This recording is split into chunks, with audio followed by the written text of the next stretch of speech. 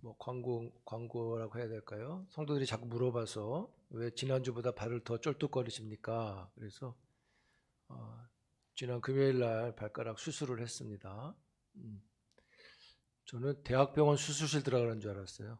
간단한 건 줄 알았는데 수술이 무서운 게 아니라 수술실이 무서웠어요. 뭐 이상. 근데 뭐 간단히 잘 맞춰서 회복 중에 있습니다. 제 발을 밟지 않도록 신경 써주시기 바랍니다. 제일 신경 써요, 그게. 집에서도 어디서도. 설교 전에 한 가지 말씀드릴 게 6월 18일 날 우리 주일날 진리의 말씀 세 번째였나요? 삼위일체 말씀을 전했는데 주중에 연락을 받았습니다. 그 영상을 보던 중에 틀린 내용이 있어서 제가 전화를 받고 확인해 보니까 잘못 나갔더라고요. 그래서 원본도 살펴보고 다 했는데 아마 이제 그 표를 만들 때 잘못 만든 것 같아요. 그 설교 중에 표를 제가 하나 보여드렸었는데 지금 나오는 겁니다. 유대교, 이슬람교 일신론이라고 되었잖아요. 그래서 신적 본질의 수는 하나님은 본질에 있어서 하나다라고 했고, 유대교도가 신성을 가진 위격, 인격의 수는 유대교는 하나로 여긴다. 그래서 유대교와 이슬람교는 일신론인데 이것이 틀린 내용에 보시면 일이 이체로 되어 있죠. 이게 틀린 내용입니다. 일이 일체입니다. 그래서 영상에 보니까 일이 이체로 나오더라고요. 아마 이제 우리가 오타를 한 것 같아요. 그래서 수정을 하는 겁니다. 유대교와 이슬람 일신론은 하나님은 한 분이시고 신성을 가진 위격도 한 분이기 때문에 일이 일체로 믿고 있다. 다신교는요, 하나님도 셋이고 그다음에 신성을 가진 위격의 수도 3입니다. 그래서 3위 삼체고, 우리 기독교는 본질적으로 그 본성이 하나이신 하나님이 한 분이시고 신성을 가진 위격의 수는 셋으로 계시기 때문에 3위 일체입니다. 그래서 일이 이체를 일이 일체로 수정한다고 말씀드립니다. 설교의 내용에는 제대로 했는데 표가 저렇게 나갔더라고요. 그래서 수정하는 거 여러분 말씀드립니다. 그러니까 이단이 아니라는 것을 말씀드리는 겁니다. 그래도 잘 발견하셨더라고요. 저는 그 몇 번 봐도 못 봤는데 감사드려요. 또 앞으로 그런 것만 찾는 거 아닌지 모르겠어요. 너무 잘 됐습니다. 영상에 들어가시면 저 표는 못 바꿔서 이렇게 마크로 표시를 했다 그래요. 수정된 부분을 알 수 있도록. 그러니까 그렇게 보시면 좋겠습니다. 오늘 진리의 말씀 11월 달 교리 강론 시간인데요. 오늘 제목은 은혜 언약입니다. 오늘 여러 가지 행사가 있어서 좀 압축해서 말씀을 드립니다.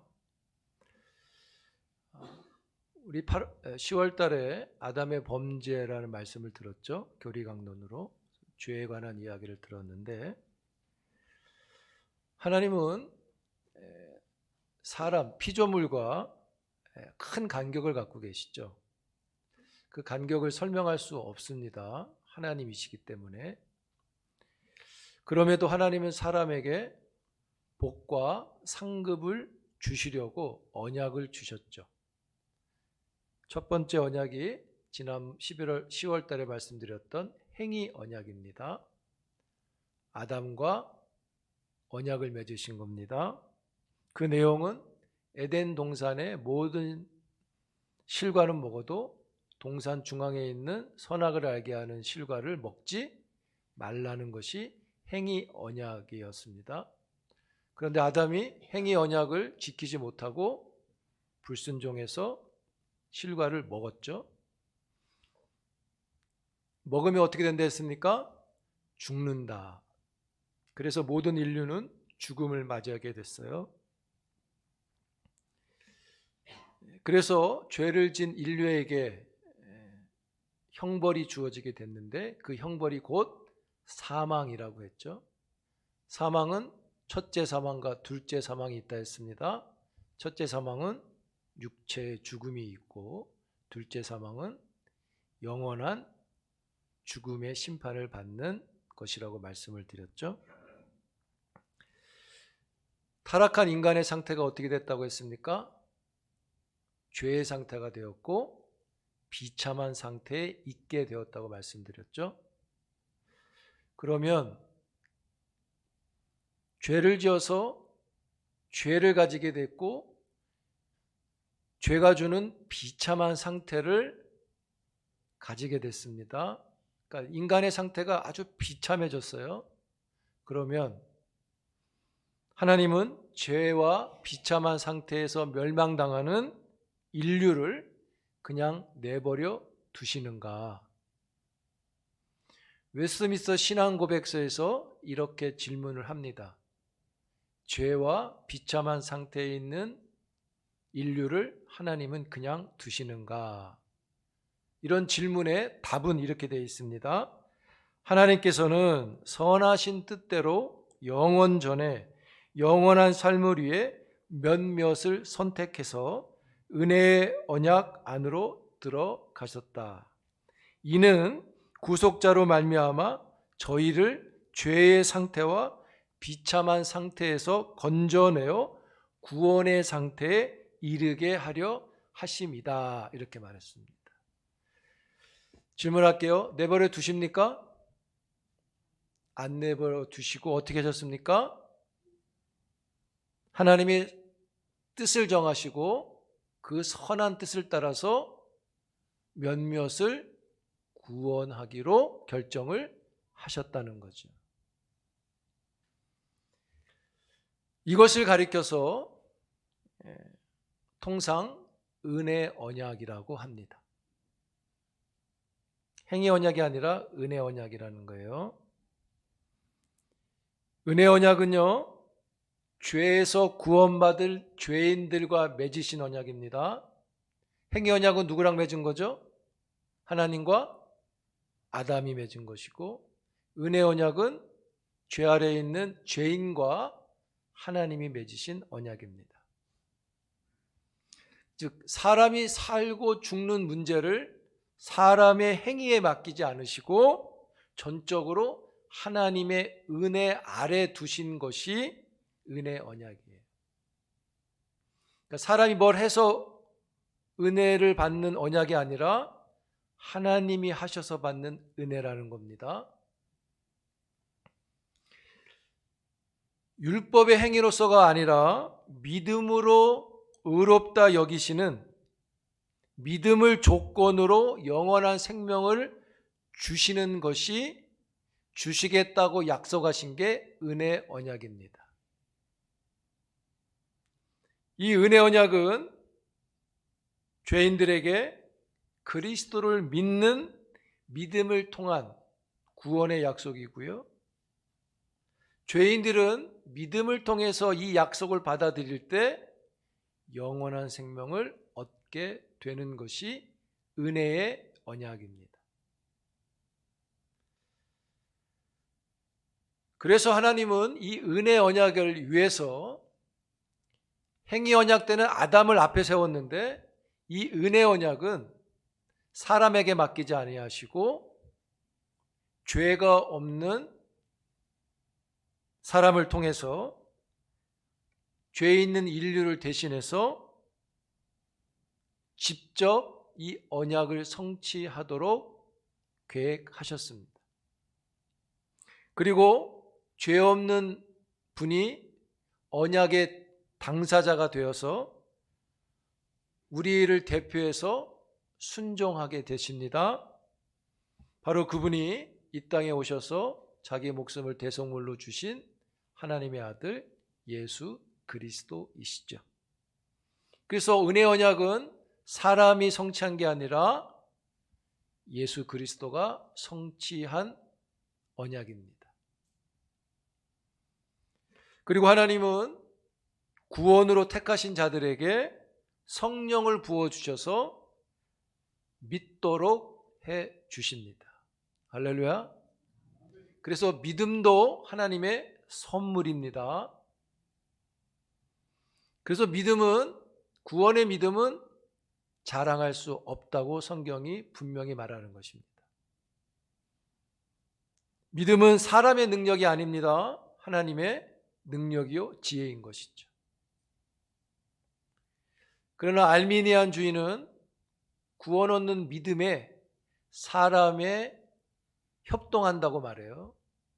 그러니까 믿음을 사람이 하는 것이기 때문에 이 믿음이 구원 얻는데 사람이 할 영역이라고 설명합니다. 그래서 구원 협동서를 이야기하죠. 사람도 할 일이 있다. 그러나 우리 장로교는, 개혁주의 신학은 이 믿음, 구원 얻는 믿음도 하나님이 주시는 것으로 믿습니다. 할렐루야. 그래서 우리가 자랑을 못하는 겁니다. 그래서 이 은혜 언약은 철저하게 하나님의 아들 예수 그리스도가 의를 이루신 기초로 되어지는 겁니다. 다른 어떤 것도 은혜 언약에 첨부되는 게 없습니다. 하나님이 직접 성취하시는 것입니다. 그래서 은혜 언약은 사람의 행위가 어떤 것도 들어갈 수 없고 오직 그리스도의 죽음과 부활로 구원의 효력이 발생되는 언약입니다. 즉 이것을 우리는 새 언약이라고 말하죠. 새 언약은 우리가 할 게 아무것도 없는 겁니다. 예수 그리스도가 다 이루신 것입니다. 은혜 언약을 좀 더 정리하면 요소가 이렇습니다. 간단하게 설명하면 은혜 언약의 당사자는 누굽니까? 하나님과 선택받은 죄인입니다. 그 은혜 언약의 중보자는 누구냐? 예수 그리스도이십니다. 하나님은 반드시 예수 그리스도를 통해서만 은혜 언약을 성취하셨고요. 그래서 은혜 언약에 들어가려면 예수 그리스도만 믿어야 들어갈 수 있는 겁니다. 은혜 언약의 조건은 뭐냐? 믿음이죠. 즉 그리스도를 구주로 영접하는 것입니다. 이것도 하나님의 은혜로 하는 것입니다. 그 은혜 언약의 핵심적인 약속은 뭐냐? 그 은혜 언약을 주신 목적이 뭐냐? 우리에게 영원한 생명을, 구원을 주시는 이유가 뭐냐? 딱 하나입니다. 하나님은 우리의 하나님이 되시고 우리는 그의 백성이 되어서 하나님과 영원히 함께하는 것이 은혜 언약의 목적이며 약속인 겁니다. 하나님은 영원하십니다. 우리가 그분과 함께하려면 우리가 어떻게 돼야 됩니까? 우리도 영원한 생명을 가져야만 함께할 수 있는 거잖아요. 함께하다가 때가 돼서 죽으면 함께하는 게 아니잖아요. 그래서 죄가 그 죽음을 갖고 오니까 그 죄와 그 비참한 상태에서 우리를 구원하여 내신 약속이 은혜 언약이라는 것이죠. 그리고 그것을 예수 그리스도가 성취하셨다는 거죠. 할렐루야. 다 아는 얘기죠. 근데 이게 굉장히 중요한 진리인 것이죠. 그래서 은혜 언약은 진수는 뭐냐면 죄와 타락으로 깨어진 것이 그리스도를 믿음으로 회복되고 복구된다는 것이 은혜 언약의 진수인 것이죠. 그래서 은혜 언약은 복 중에 복입니다. 최고의 복입니다. 하나님을 아버지로 부를 수 있는 관계로 회복되기 때문에 최고의 복인 것이죠. 은혜 언약은 두 가지를 하나님이 행하셨습니다. 은혜 언약에서 첫째는 몇몇을 영원한 삶을 위해 선택하셨다는 거고요. 둘째는 그들과 영원한 은혜 언약을 세우셨다는 겁니다. 이렇게 하시는 목적이 뭐냐? 이유가 뭐냐? 선택한 자들을 죄와 비참한 상태에서 꺼내서 구원의 상태로 이르게 하기 위해서 은혜의 언약을 맺으셨다는 거죠.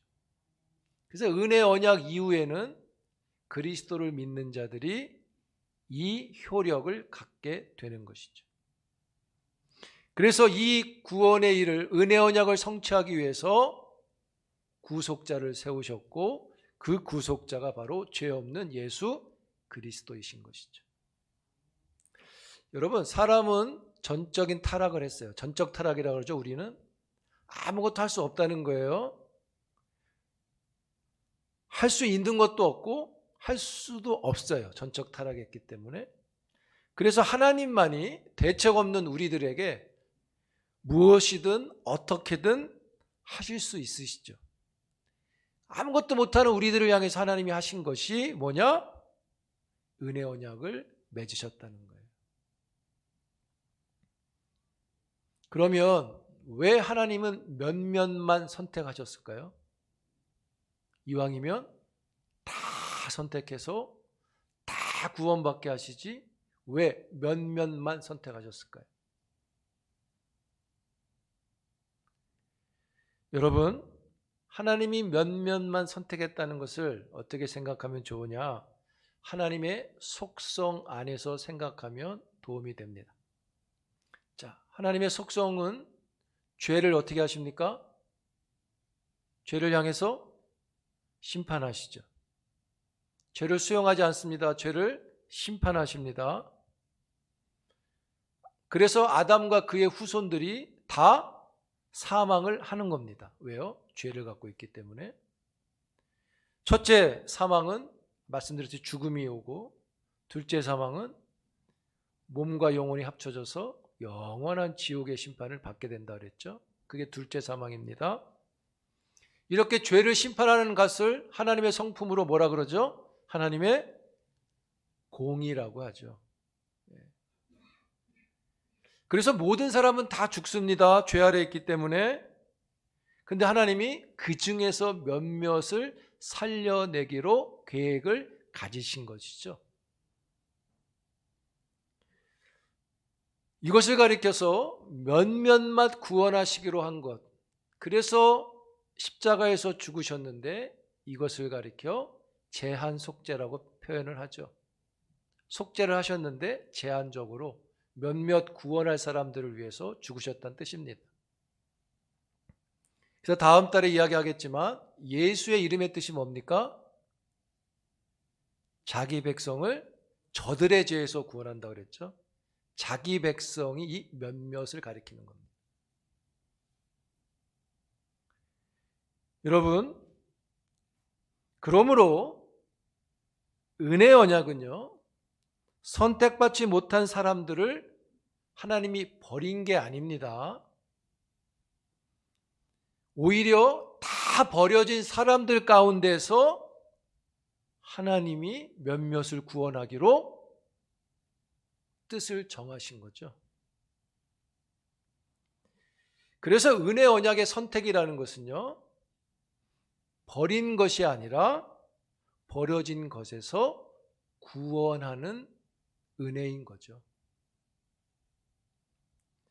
하나님의 선택을 받지 못한 것을 신학적으로 육이라는 표현을 씁니다. 선택의 반대로 육이라는 표현을 써요. 근데 여러분, 육이는 하나님이 버리신 게 아니라, 이 유기를 당하는 사람들은 버려서 유기를 당하는 게 아니라 이미 죄를 스스로 지음으로 버려진 사람들인 거죠. 성경은 그렇게 이야기하는 거죠. 구원받을 수 있었는데 하나님이 몇몇만 구원해서 나머지들을 버린 게 아닙니다. 이미 그들은 다 버려진 상황에 있는 거죠. 죄를 짐으로 죄 아래 있게 됐잖아요. 그래서 오히려 육이라는 것은 설명할 수 있어요. 저 사람들은 왜 버려졌습니까? 죄를 지어서 죄인이기 때문에 심판을 받는 거야 설명할 수 있죠. 그러나 반대로 왜 버려진 사람들에서 몇몇은 구원을 받습니까? 라고 물으면 설명을 못합니다. 왜냐하면 구원받을 어떤 행동을 한 게 없기 때문이에요.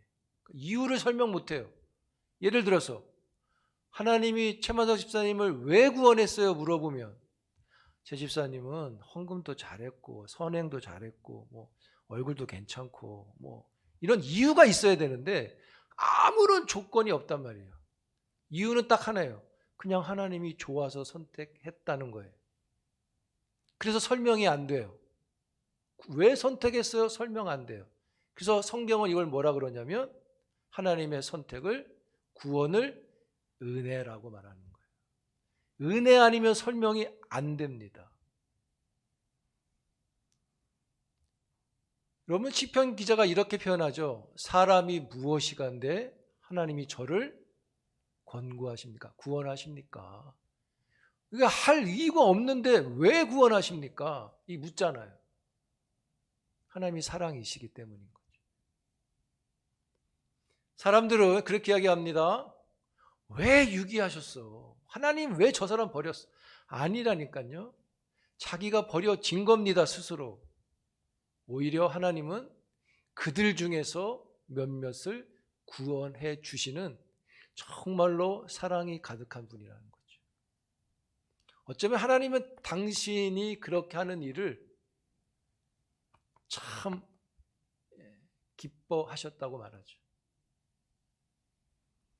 여러분이 그 기쁨의 대상이 되신 겁니다. 할렐루야. 그러니까 여러분, 내 옆에 있는 예를 들어 저 사람이 왜 버려졌지 묻지 마시고요. 이렇게 해보세요. 왜 내가 구원받았지? 이렇게 질문해 보세요. 내가 뭘 했다고 구원받지? 저 사람은 죄 졌으니까 버려졌지만 나는 죄도 졌는데 왜 구원받았지?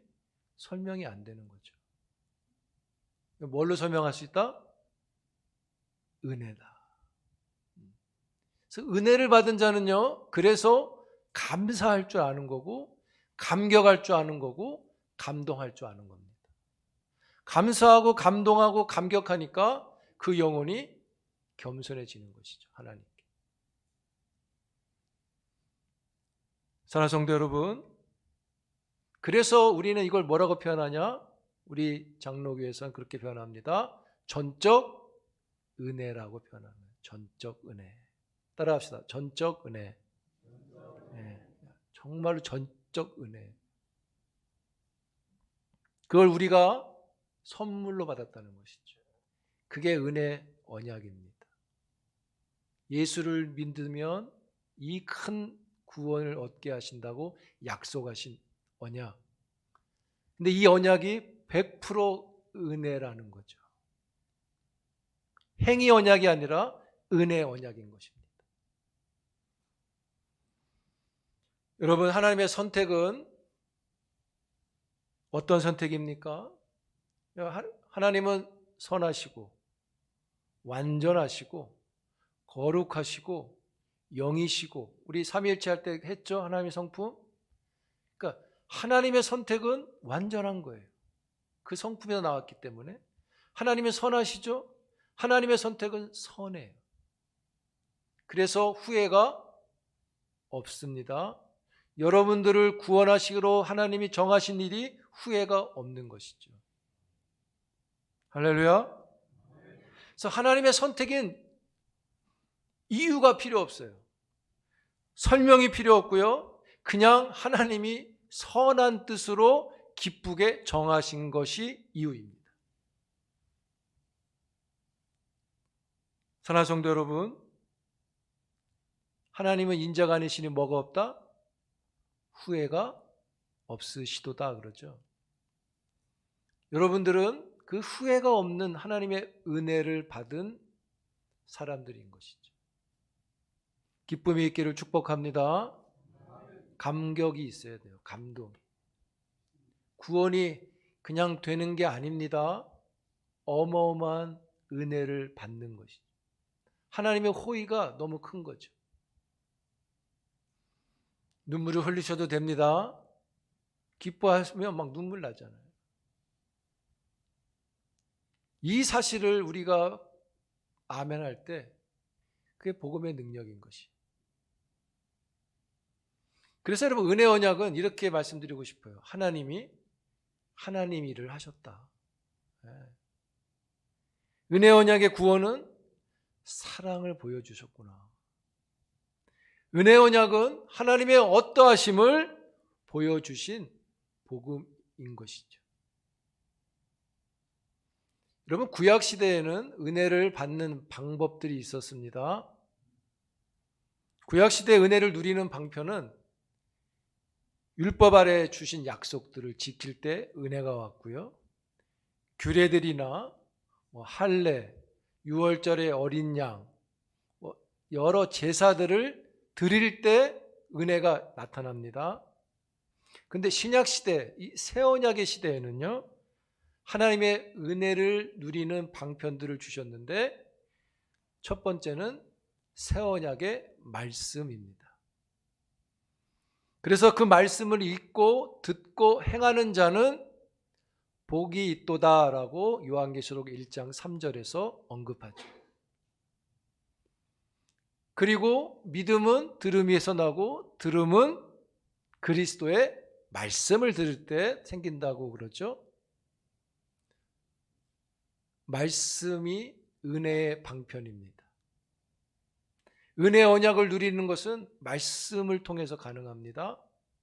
그리고 새 언약의 은혜를 누리는 방편 두 번째는 세례와 성찬입니다. 그래서 우리 장로교는 말씀과 성례를 통해서 하나님의 은혜를 이 땅에서 누릴 수 있다고 말하죠. 다른 건 없습니다. 세례와 성찬의 실체는 다 그리스도를 가리킵니다. 세례를 받고 성찬을 향하는 건 다 그리스도를 향하는 겁니다. 세례는요, 그리스도와의 연합의 시작의 표시이고요. 성찬은 그리스도와의 연합의 계속의 표시입니다.